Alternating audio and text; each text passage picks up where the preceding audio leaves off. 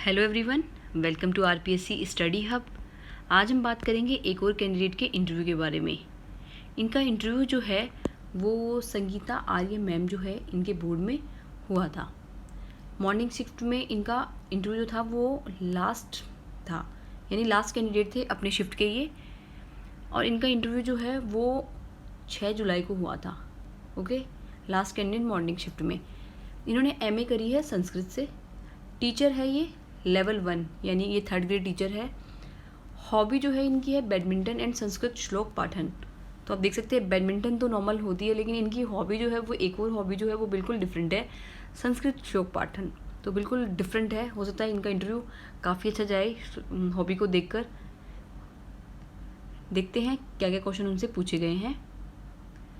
तो टाइम जो है इनका लगभग इंटरव्यू जो है वो 20 मिनट तक चला, यानी 1:27 पर शुरू हुआ और 1:47 पर ख़त्म हुआ, यानी एवरेज जो टाइम होता है उतना टाइम जो है इनके इंटरव्यू में चला। आइए बात करते हैं इनके क्वेश्चन के बारे में। चेयरमैन, यहाँ पर चेयरमैन जो है वो मैम है, यानी चेयरपर्सन जो है वो मैम है। तो मैम जो है वो पूछ रही है कि काफ़ी वेट किया आपने, परेशान हो गए होंगे, एनर्जी कम हो गई होगी, स्ट्रेस होगा। यानी इनसे पूछा जा रहा है कि आप जो है अपनी जो बैच की जो आपका जो शिफ्ट था मॉर्निंग वाला, उसमें आप लास्ट कैंडिडेट थे, तो बैठे बैठे काफ़ी बोर हो गए होंगे, आप काफ़ी परेशान भी हो गए होंगे और एनर्जी जो है आपकी बिल्कुल डाउन हो गई होगी, स्ट्रेस भी काफ़ी हो रहा होगा। और सही बात है, स्ट्रेस तो होता ही है, कितनी बड़ी एग्ज़ाम है, ऊपर से जब आपको काफ़ी इंतज़ार होता है कि मेरा इंटरव्यू कब होगा, तो स्ट्रेस तो लाजमी है। लेकिन अगर आप स्ट्रेस को कम करें, थोड़ा पॉजिटिव रहे, कोई बात नहीं, लास्ट है क्या है, कैसे भी रहे अपना इंटरव्यू की मेरे को बेस्ट से बेस्ट करना है। क्योंकि जब इतना लंबा इंतजार कर लेते हैं कि आरएस के एग्ज़ाम में हम, तो चलो ठीक है, इंटरव्यू तक भी अगर हमको लास्ट कैंडिडेट के रूप में भी वेट करना पड़े तो कौन सी बड़ी बात है। आरएस और फिर इतनी बड़ी एग्ज़ाम, आरएस हमें यही तो सिखाती है कि कैसे हमें धैर्य रखना है, हर परिस्थिति में हमें धैर्य जो है वो नहीं खोना है। फिर इनसे बोला गया पानी पी लो। फिर नेक्स्ट 10th कहाँ से, 12th कहाँ से, ठीक है, BA, MA, BSTC जो भी है ये सब कहाँ से करी है, इनसे पूछा गया, कब की, कौन से फील्ड में करी, सब इनसे पूछा गया। वही जनरली जो क्वेश्चन होते हैं जो आम सबसे पूछे जाते हैं। फिर अच्छा तो आप अलवर से है, फिर ये बोला गया इनको कि अच्छा अलवर से है। फिर नेक्स्ट क्वेश्चन पूछा गया 2012 से टीचर हो। फिर नेक्स्ट पूछा इनसे नेट क्यों नहीं किया। अब इनसे पूछा गया कि नेट जो है, नेट JRF जो है वो आपने क्यों नहीं किया। इन्होंने नेट JRF नहीं किया होगा तभी इनसे क्वेश्चन पूछा। फिर नेक्स्ट आया संस्कृत की एजुकेशन सब बेकार हो गई आपकी। अब आपने नेट JRF नहीं किया तो फिर इनको फिर बोला गया कि संस्कृत की जो आपकी एजुकेशन है वो सब बेकार हो गई। ठीक है, तो ऐसा नहीं है, संस्कृत की एजुकेशन जो है, एजुकेशन कभी भी बेकार नहीं जाती है, एजुकेशन कहीं ना कहीं हमेशा काम आती है, तो ऐसा बिल्कुल भी नहीं होता है। फिर नेक्स्ट पूछा गया RAS क्यों, मोटिवेशन कहाँ से मिला, कोई इंसिडेंट या जस्ट बिकॉज पापा सेड। अब ये बात बिल्कुल सही है कि RAS जो है उसका मोटिवेशन जो है वो कहीं ना कहीं से तो मिलता ही है कि हम RAS क्यों बनना चाहते हैं। कोई ना कोई इंसिडेंट हो जाता है किसी की लाइफ में, और कई बार होता है कि हम पेरेंट्स से क्या होते हैं जो हम पेरेंट्स जो है हमें क्या करते हैं, हमेशा मोटिवेट करते हैं कि आप RAS बनिए, कोई भी बनिए। तो ये किसी के साथ भी हो सकता है कि या तो कोई इंसिडेंट हुआ हो या फिर मोटिवेशन जो है वो कहीं ना कहीं से मिली हो और पापा ने कहा हो। जनरली तो यही होता है कि पेरेंट्स जो है हमें मोटिवेट करते हैं RAS बनने के लिए, और बट उसमें हम RAS नहीं बनते हैं। क्यों? क्योंकि RAS बनने के लिए हमें इनर जो सॉल होती है उसमें जगाना पड़ता है कि हम एक्चुअल में RAS क्यों बनना चाहते हैं। जब आपको एक्चुअल जो है एम मिल जाता है कि आप समाज के लिए कुछ करना चाहते हैं, ठीक है, या महिलाओं के लिए कुछ करना चाहते हैं, बालिकाओं के लिए कुछ करना चाहते हैं, या फिर अपने एरिया के लिए, पर्टिकुलर एरिया में आपने कोई समस्या देखी हो तो आप कुछ करना चाहते हैं, तो जब आपको इनर से यानी अंदर से जब आपको आवाज़ आती है कि हाँ मुझे RAS इस वजह से बनना है, तब आप RAS बन भी जाते हैं। तो ये है कि हाँ कोई जगाता ज़रूर है, यानी किसी हमें चिंगारी कोई और देता है, लेकिन उसको पूरा करने का जो है वो एम जो है वो खुद का लक्ष्य जब निर्धारित हो जाता है तब RAS बन पाते हैं हम। नेक्स्ट है राजस्थान की 5 प्रॉब्लम। अब ये क्वेश्चन भी लगभग हर कैंडिडेट से पूछा जा रहा है कि राजस्थान की 5 प्रॉब्लम क्या है, राजस्थान की 5 अच्छाइयाँ क्या है, राजस्थान में 5 अच्छे क्या काम हुए हैं, तो आप थोड़ा देख लीजिएगा। तो राजस्थान की 5 प्रॉब्लम है उसके बारे में हम यहाँ पर देख लेते हैं। अच्छाइयाँ जो है वो आप देख लीजिएगा। अब सबसे बड़ी समस्या तो यहाँ पर क्या है, राजस्थान में ड्रिंकिंग जो वाटर है, पेयजल जो समस्या है वो सबसे बड़ी समस्या है कि जो पेयजल है वहाँ उसकी स्कार्सिटी है। और साथ में क्या है, फ्लोराइड, अगर जो पीने योग्य पानी भी है तो क्या है, फ्लोराइड की समस्या सबसे ज़्यादा बनी हुई है। फिर उसके अलावा चाइल्ड मैरिज जो है वो भी काफ़ी होते हैं, जैसे कि हमारा ये आखा तीज जो होती है उस पर अबूज सावे जो होते हैं उसमें चाइल्ड मैरिज जो है बहुत ज़्यादा होती है।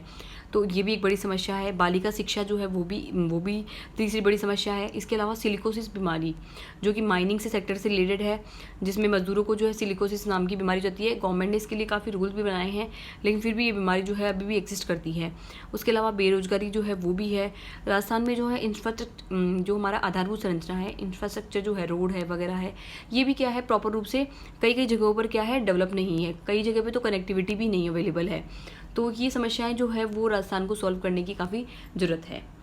नेक्स्ट है, आप किस फील्ड में काम करना चाहोगे सबसे पहले। अब इनसे पूछा गया कि आप जो है वो कौन से फील्ड में काम करोगे। जो 5 प्रॉब्लम बताइए उनमें से कौन से फील्ड में आप सबसे पहले काम करोगे। तो ये तो इंटरेस्ट की बात है कि आप चाइल्ड मैरिज पर फोकस करेंगे, जो ड्रिंकिंग वाटर है उस पर फोकस करेंगे, या जो चाइल्ड एजुकेशन है या बालिका गर्ल की जो एजुकेशन है उनके बारे में काम करेंगे, सिलिकोसिस काम करेंगे।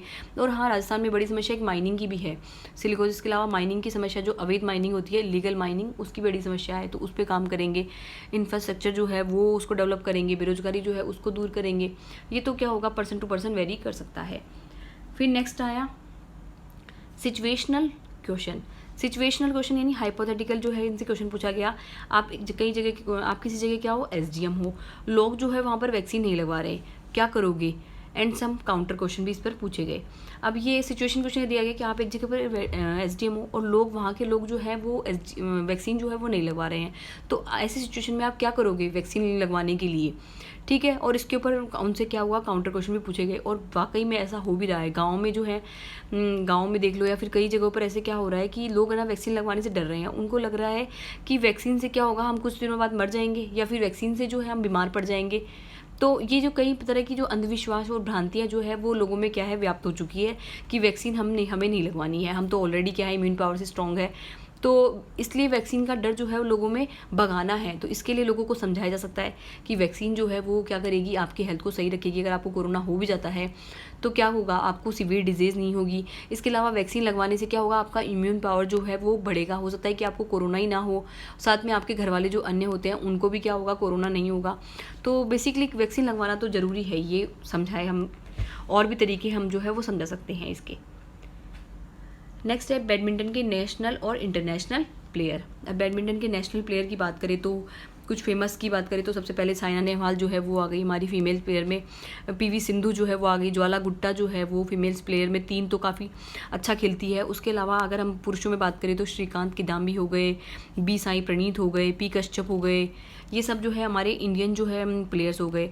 उसके अलावा अगर हम इंटरनेशनल प्लेयर की बात करें तो कैरोलिना मारिन जो है स्पेन की जो है वो हो गई। इनका जो कंपटीशन चलता ही रहता है इंडियन प्लेयर से, पीवी सिंधु, साइना नेहवाल से। उसके अलावा ली चोंग वेई जो है वो भी क्या है बैडमिंटन के काफ़ी अच्छे प्लेयर हैं, इंटरनेशनल प्लेयर है। नेक्स्ट क्वेश्चन है basic difference in Saina and Sandhu game. अब इसमें साइना हो सकता है इन्होंने भी जो साइना नेहवाल और पीवी सिंधु का नाम लिया हो, तभी इनसे पूछा गया है कि साइना और सिंधु का गेम जो है उसमें क्या डिफरेंस है, यानी उनकी टेक्निक जो है, खेलने की टेक्निक में क्या डिफरेंस है। बेसिकली हाँ, गेमिंग में तो डिफरेंस है ही। अब साइना नेहवाल जो है वो फाइटिंग स्पिरिट के साथ जो है अग्रेसिव होकर, या फिर क्या करती है ये अग्रेसिव होकर जो है वो खेलती है साइना कि मुझे कैसे भी मैच जो है वो जीतना है, ठीक है। और जो सिंधु जो होती है, पीवी सिंधु जो होती है, उसमें थोड़ा एग्रेसिव जो नेचर है, फाइटिंग स्पिरिट जो है वो थोड़ा अलग टाइप का है, ओके। इसके अलावा स्मैश का तरीका भी जो है वो बिल्कुल अलग है। अब जो पीवी सिंधु है वो जो स्मैश जो है, ठीक है, वो ज़्यादा लाइक नहीं करती है। बॉडी स्मैशेज जो है वो डोंट लाइक, बट की साइना नेहवाल जो है वो स्मैश का यूज़ बहुत ज़्यादा करती है। इसके अलावा साइना नेहवाल जो है वो कोर्ट में जो है काफ़ी कूल एंड काम रहती है। हालांकि पीवी सिंधु को भी अभी जो लास्ट टाइम जो ओलंपिक्स हुए थे उसमें कूल एंड काम देखा गया था, तो ये भी एक अलग टेक्निक जो है वो अलग है। तो और आप थोड़ा गूगल करके देख लीजिए कि साइना और सिंधु के गेम में क्या डिफरेंस है। नेक्स्ट है संस्कृत का मॉडर्न एरा में रेलेवेंस। अब ये पूछा गया है कि संस्कृत जो है उसका आधुनिक काल यानी अभी जो टाइम चल रहा है, मॉडर्न एरा जो है, उसमें क्या रेलेवेंस है, क्या उसकी प्रासंगिकता है। तो संस्कृत अगर जिसके सब्जेक्ट रहा है तो वो इस क्वेश्चन का आंसर भी देख लीजिएगा।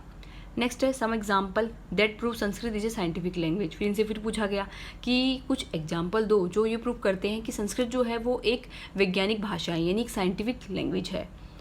वाई वी टीच संस्कृत, ठीक है, हम जो है संस्कृत क्यों पढ़ाते हैं, ठीक है। फिर इनसे ये भी पूछा गया कि why we teach Sanskrit. Okay. फिर मेंबर 1 जो है वो लुकिंग भूखा भेड़िया। अब इन्होंने एक कमेंट लिखा है, जो कैंडिडेट जो है जिन्होंने अपना इंटरव्यू शेयर करा है, उन्होंने कहा है कि मेंबर 1 जो है वो भूखे भेड़िए की तरह, यानी कि बस उनको मौका नहीं मिल रहा था कि कब क्वेश्चन पूछा जाए, तो जैसे ही मौका मिला भूखे भेड़िए की तरह जो है उन्होंने आंसर फायरिंग शुरू कर दी। इस ज्योतिष is a science and many counter question. अब ज्योतिष पे क्वेश्चन आ गया इनका कि ज्योतिष जो है वो साइंस है, और इस पर भी काफ़ी क्वेश्चन जो है इनसे पूछे गए। तो देख सकते हैं कि आप मैनी काउंटर क्वेश्चन हो सकता है, 5-6 क्वेश्चन इनसे और पूछे गए इन पे। नेक्स्ट है फ्लोराइड की प्रॉब्लम, इसको दूर करने की टेक्निक। अब इनसे पूछा गया कि फ्लोराइड की प्रॉब्लम क्या है, इसको दूर करने की कौन कौन सी टेक्निक जो है वो बताइए। अब फ्लोराइड की प्रॉब्लम तो राजस्थान में सबसे बड़ी प्रॉब्लम है ही। फ्लोराइड जो है वो राजस्थान में लगभग 32 जिलों में तो फ्लोराइड की समस्या जो है वो बनी हुई है। लेकिन सबसे ख़राब स्थिति जो है, तो हम बात करें जो नागौर वाली बेल्ट है, उसमें नागौर हो गया, अजमेर, इसके अलावा शेखावाटी जो हमारा रीजन है, सीकर, चुरू, झुंझुनू, जयपुर, जोधपुर, बीकानेर, अजमेर, बाड़मेर, सिरोही, इन सब में जो है वो काफ़ी बड़ी प्रॉब्लम जो है फ्लोराइड की वो काफ़ी अभी तक विद्यमान है। तो एक कुब्बड़ पट्टी जो है नागौर वाली बेल्ट में, कुब्बड़ पट्टी की समस्या जो है वो फ्लोराइड के कारण ही जो है वो उत्पन्न हो चुकी है। तो इसको भी आप थोड़ा देख लीजिएगा। फिर पूछे कि इसको दूर करने की टेक्निक कौन कौन सी है। अब टेक्निक की बात करें तो इसके लिए एक टेक्निक आती है इलेक्ट्रोलिटिक डीफ्लोरोडेंट, ठीक है, डीफ्लोराइडेशन, या फिर बोले कि हम डीफ्लोराइडेशन भी उसको डायरेक्ट बोल सकते हैं। और इसके अलावा फिटकरी का यूज़ करके भी जो है हम जो फ्लोराइड जो है उसको काफ़ी हद तक दूर किया जा सकता है।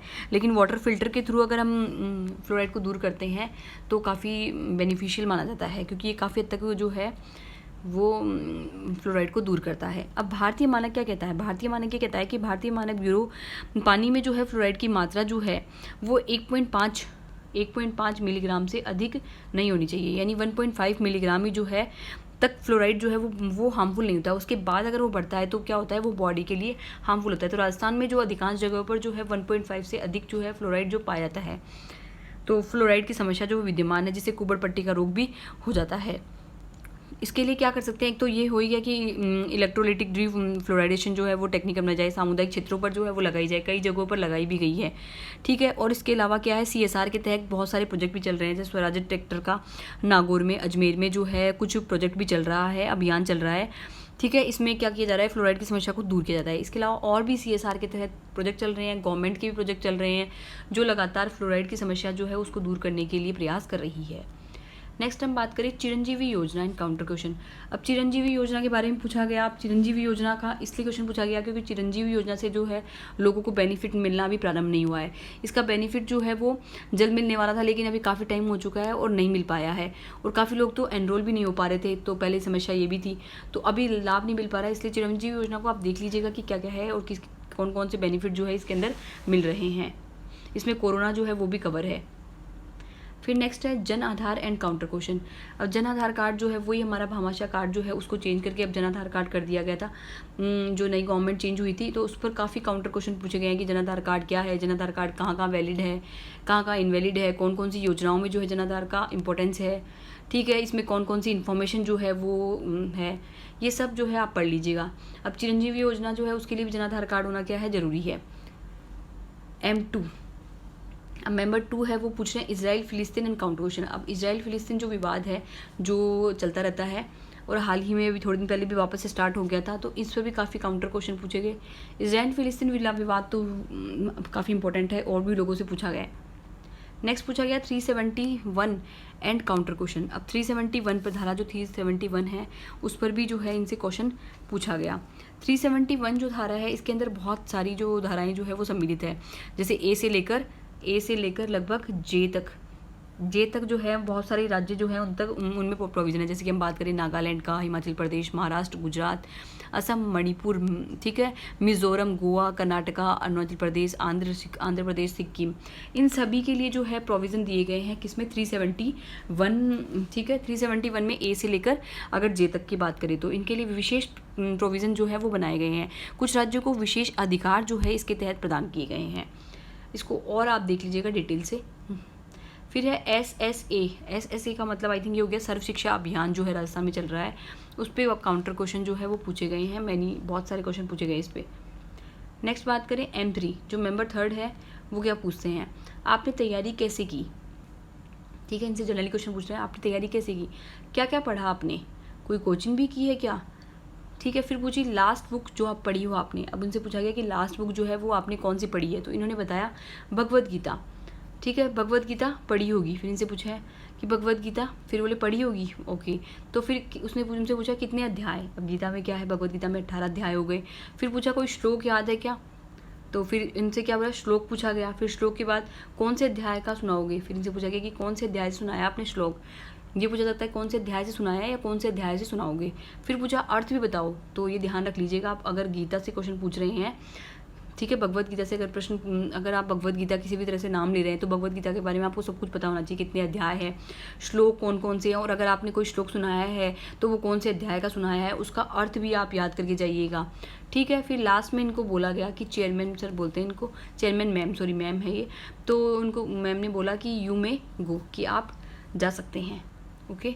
तो इस तरह से इनका इंटरव्यू जो है वो समाप्त हुआ। इनका इंटरव्यू जो है वो काफ़ी मतलब इसमें काफ़ी तरह के क्वेश्चन पूछे गए हैं, काफ़ी डाइवर्सिफिकेशन है इसके अंदर, अलग अलग टाइप के क्वेश्चन पूछे गए हैं, हर फील्ड से क्वेश्चन जो है उठाए गए हैं।